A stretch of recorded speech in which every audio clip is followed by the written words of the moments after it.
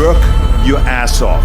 There is no magic pill. It drives me crazy to go to the gym. You read 1 hour a day. I went and worked out 5 hours a day, and I was working on construction with 24 hours a day. Organize your day. Work hard.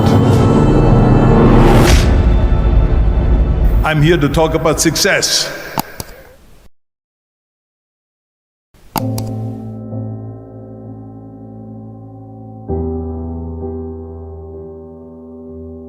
I went to college.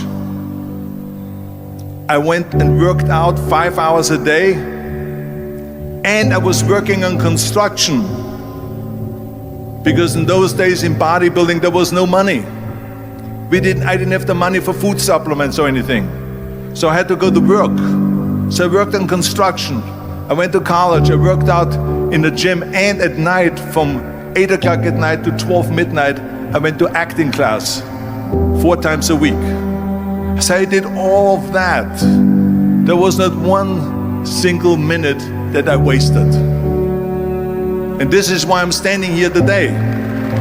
With the age of 20, I went to London and I won the Mr. Universe contest as the youngest Mr. Universe ever. And it was because I had a goal.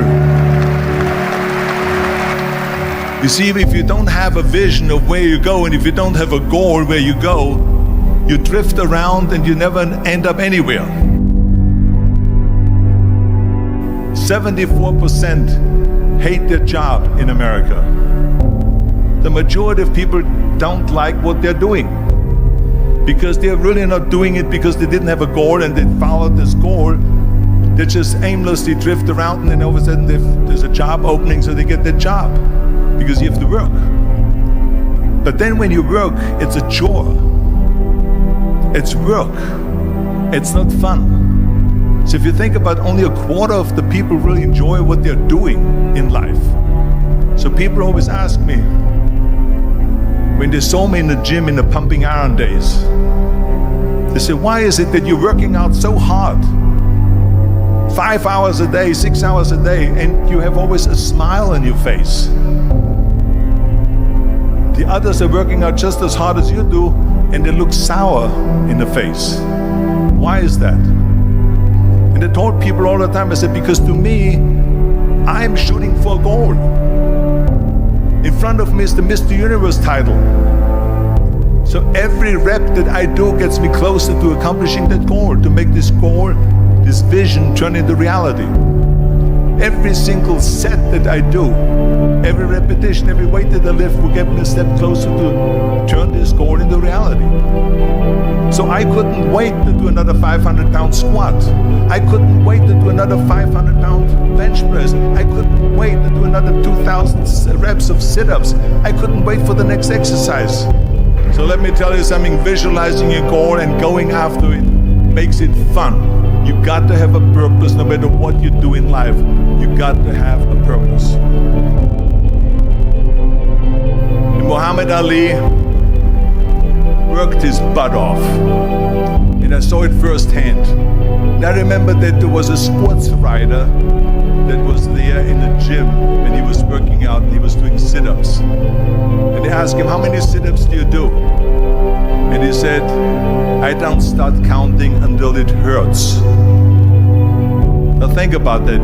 He doesn't start counting his sit-ups until he feels pain. That's when he starts counting. That is working hard. And so you can't get around the hard work. It doesn't matter who it is. Work your ass off. There is no magic pill. There is no magic out there. You cannot get around. You have to work and work and work. Make sure of this and make sure of that and all that stuff. So it's work. And it drives me crazy when people say that they don't have enough time to go to the gym for 45 minutes a day and work out. Or to do something for 45 minutes to an hour a day to improve. If it is physically improve or if it is mentally to improve. Imagine you read 1 hour a day about history. How much you will learn after 365 hours in 1 year. Think about if you study about the history of musicians, of composers, how much you would know. Imagine if you would work on a business, on some business that you want to develop every day for an hour. Imagine how further along you will go and get. So it drives me nuts because when people say we don't have the time, we have 24 hours a day. We sleep 6 hours a day, so that gives you still 18 hours. So there's someone shaking their head out here in front to say probably, I don't sleep 6 hours, I sleep 8 hours, right? Or just sleep faster. So we have 18 hours a day. The average person works around 8 to 10 hours. So let's assume it's 10 hours, so we have 8 hours left. Then you travel around an hour a day, maybe 2 hours a day. So now you have still 6 hours left. So what do you do with these 6 hours? What do you do with these 6 hours? Then we eat a little bit, then we schmooze a little bit, talk a little bit to people and all that stuff. But you can see how much time there is available if you organize your day. So you got to work hard. I hate plan B. And I tell you why. Because we have so many doubters, as I've said earlier, the no-sayers. We have so many of those people that say no and you can't do it, that's impossible. That is okay because we just turn off, as I said earlier, and we listen and we hear the no being a yes. You can't do it, you can do it, and all of that. So that is possible to do that amongst all the negative people around you. But when you start doubting yourself, that's very dangerous. Because now what you're basically saying is that if my plan doesn't work, I have a fallback plan, I have a plan B. And that means that you start thinking about plan B, and every thought that you put into plan B, you're taking away now that thought and that energy from plan A.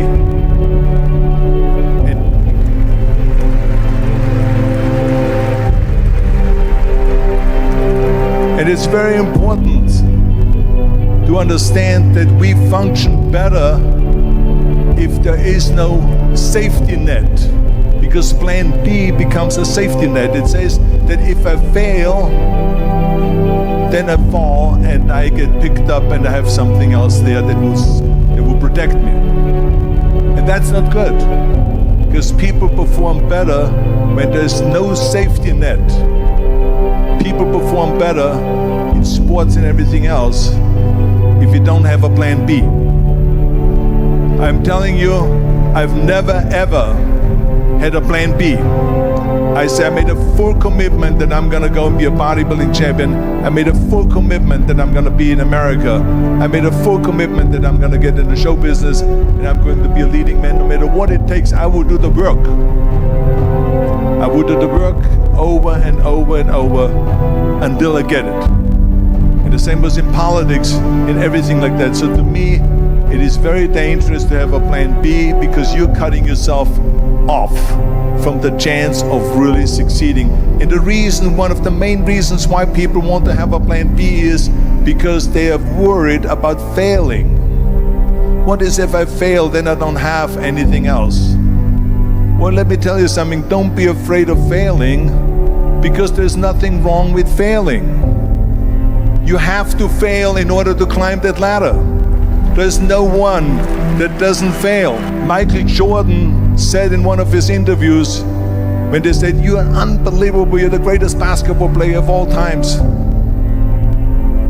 I mean, tell me about that. And he says, well, you're just mentioning the successes. But he says, for me to become the greatest basketball player, I missed 9,000 shots when I was playing basketball at the NBA games. So during these games that he was so successful, he missed 9,000 shots. Does it make him a failure? No. He's one of the greatest basketball players of all times, but he failed 9,000 times. Do you get it? we all fail. It's okay.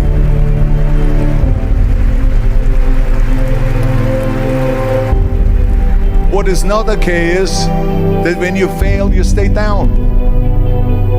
Whoever stays down is a loser. And winners will fail and get up. Fail and get up.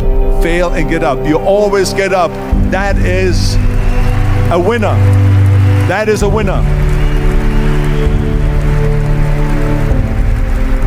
I failed in bodybuilding. I lost bodybuilding competitions. I lost powerlifting competitions.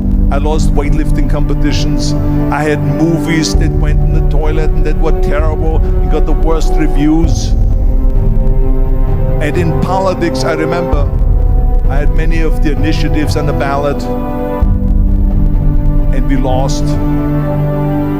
My approval rating in California went down to 28%, and then it went back up again, and I won again the governorship. Hey, we all lose. We all have losses. This is okay, and this is why I say don't be worried about losing, because when you're afraid of losing, then you get frozen. You get stiff, you're not relaxed. You got to be, in order to perform well in anything, if it's in boxing or if it is on your job or with your thinking, is only happening when you relax. So relax. It's okay to fail. Let's just go all out and give it everything that you got. That's what it is all about. So don't be afraid to fail.